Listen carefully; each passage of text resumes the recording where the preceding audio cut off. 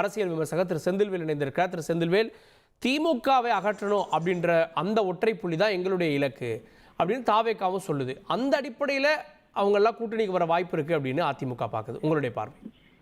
இல்ல, அப்படி அரசியல் அப்படி இணையவே முடியாது. நீங்க திமுகவை அகற்றுவது என்ற ஒற்றை புள்ளியில் தான் இணைய வேண்டும் அப்படிங்கிற கருத்துல எல்லாரும் ஓரணியில் இணைஞ்சிருவாங்கிறது பெரிய அரசியல் நகைச்சுவையாகத்தான் இருக்கும். நம்ம கடந்த காலங்களில் நிறைய அதை பார்த்திருக்கிறோம். இப்ப பாஜகவை அகற்ற வேண்டும் அப்படிங்கிறது தான் கடந்த நாடாளுமன்ற தேர்தலில் யாருடைய நிலைப்பாடாக இருந்துச்சு.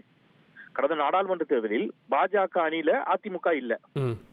எனவே பாஜக வேண்டாங்கிறதா அதிமுகவுடைய நிலைப்பாடு, பாஜக வேண்டாங்கிறதா திமுகவுடைய நிலைப்பாடு. அக்கா திமுக அதிமுக ஒரு நிலை இணைஞ்சிருவாங்களா? அந்த மாதிரி தான் இருக்குது கிட்டத்தட்ட இப்ப எடப்பாடி பழனிசாமி பேசுற பேச்சு அப்படிங்கிறது. சோ இது முற்றிலும் நகைப்புக்குரிய பேச்சு. அவர் இன்னைக்கு என்ன நிலைமை அதிமுக தாவேக்காவும் அவங்கள பரஸ்பரம் விமர்சிச்சுக்கிறதே இல்லையே, அதுல ஒரு நட்பு பாராட்டுறதா தெரியலையா? இல்ல, அது இருவருக்கும் அந்த தேவை இருக்கிறது. ஏதோ ஒரு இடத்துல விஜய் அவர்களுக்கு நாம் தனித்து நிற்பதை விட அதிமுகவோடு சேர்ந்து நின்றால் கணிசமான இடங்களை வெற்றி பெறலாம் அப்படிங்கிற எண்ணம் திரு விஜய் அவர்களுக்கு இருக்கிறது.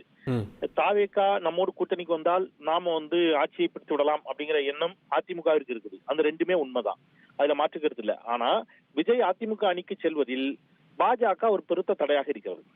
நீங்க பாஜகவை அனுப்புனீங்கன்னா அதிமுக விஜயும் ஒருவேளை கூட்டணி வைக்கலாம். அப்ப கூட இப்ப நீங்க கொஞ்ச நேரத்துக்கு முன்னாடி சுட்டி காட்டின மாதிரி திரு கார்கே யார் முதலமைச்சர் வேட்பாளர் அப்படிங்கிறது அடுத்த பிரச்சனை வரும்.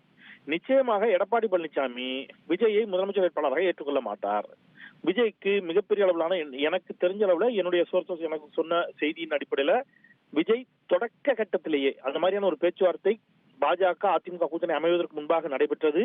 அவர் எடுத்த எடுப்பிலேயே விஜய் பேசியது 117 தொகுதிகள் தாவேகா, 117 தொகுதிகள் மீதம் இருக்கக்கூடிய தொகுதிகள் அதிமுக அப்படிங்கறதான் அவர் பேச்சுவார்த்தையை தொடங்கினாரு.